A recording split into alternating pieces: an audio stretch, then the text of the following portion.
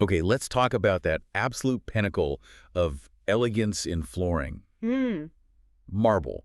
You know, that incredible pattern, the way light hits it, The it just screams luxury, right? Absolutely. It really does. And it's amazing when you think, its beauty comes from this incredible journey. It's transformed limestone, Mhm. forged deep underground, intense heat and pressure. It's literally geological history under your feet. Exactly. But here's the twist, and this is where it gets really interesting based on the sources you shared. Yeah. Despite that tough start, once it's a floor, marble is, well, surprisingly delicate. Uh-huh. It's porous, it scratches easily, and stains just seem to, Mm-hmm. jump onto it. You definitely can't clean it like tile or concrete. That's the crucial difference, you see. That porous nature means liquids soak right in. That leads to deep stains. And yeah, compared to granite, it's much softer. Softer, right? Vulnerable. Very. To abrasives, even the wrong kinds of cleaners, acidic, alkaline, they react badly. Using the wrong stuff can cause etching, that dull look. Oh, right, etching. Or just plain scratches. Ruins the whole finish. So our mission for this deep dive, really digging into your source material, is to figure out the specific secrets. How do you clean and maintain marble the right way? Especially focusing on the specialized equipment you need. Okay. What makes it so different, and how do these tools tackle those vulnerabilities? Well, the sources get right into that how. Because it's soft and porous, you can't just grab any old scrubber. Yeah. Standard abrasive pads, brushes for tougher floors. Yep. Definitely not. They'll cause those micro scratches we talked about. Dulls the surface over time. And harsh chemicals, like vinegar or strong detergents, they react with the calcium carbonate in the marble, Instantly. pretty much instantly. Causes etching, big mistake. So the right equipment has to be incredibly gentle. What are we talking about based on the sources? What kinds of tools? Well, the material points to a few categories. You've got your heavy-duty commercial machines, specifically engineered for stone. Okay. They often have things like soft rollers, non-abrasive pads, and crucially, controlled water application. Controlled water. Why is that so important for marble? Porosity again. If you flood the floor, the water itself or whatever cleaners in it can soak into those pores. And cause problems. Yeah, water rings staining over time, so machines with adjustable water flow are key. You use just enough moisture to clean, but you don't saturate the stone. Makes sense. And for home users, the sources mention smaller options too. Yes, same principles apply, just scaled down. Even smaller scrubbers need marble-safe pads or brushes. It's always about minimizing abrasion. Always gentle. And for just, like, daily maintenance, simple manual tools, a dry microfiber mop is essential for picking up dust and grit before it scratches anything.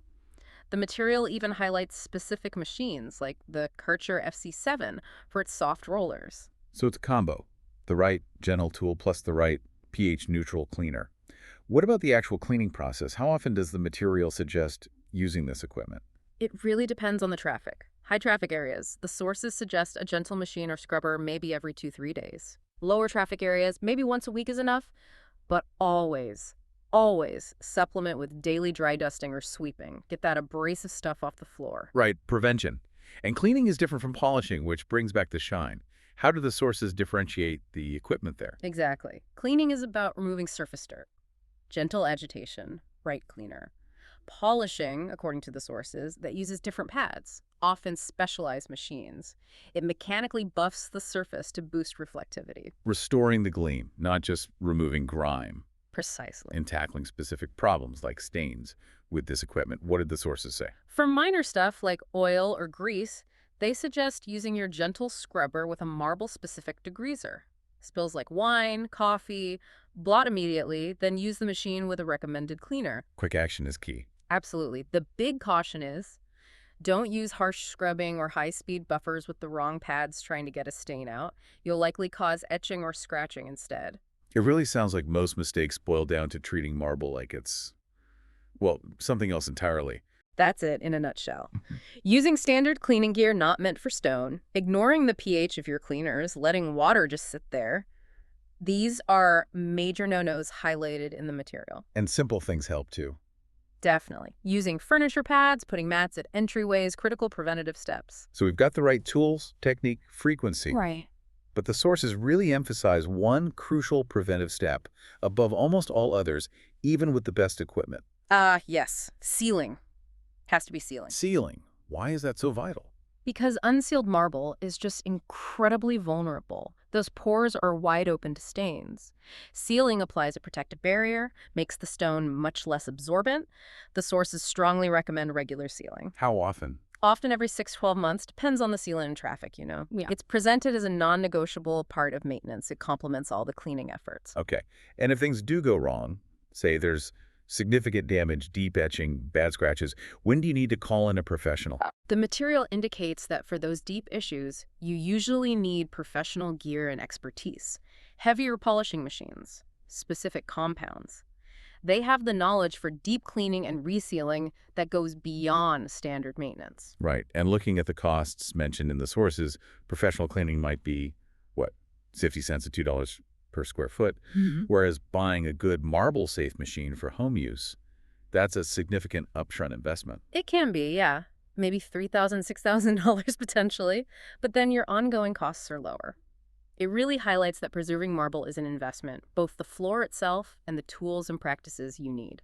So understanding its unique properties, that it needs this specific, gentle approach, is fundamental. Absolutely fundamental. So wrapping this up, keeping marble floors looking beautiful is really about respecting their unique nature, isn't it? It's not just cleaning. It's preserving something quite delicate. That's a great way to put it. Using specialized equipment, soft touches, pH-neutral solutions, controlling moisture, sealing regularly, knowing when to call a pro. Those seem to be the key takeaways from your sources. It's about protecting that investment with intentional care.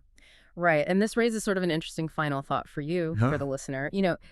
Given that marble starts its life formed under just unimaginable heat and pressure deep in the earth, Yeah. only to become so sensitive and demanding of gentle care once we bring it into our homes as flooring. Does understanding that geological paradox, that journey, change how you think about maintaining it?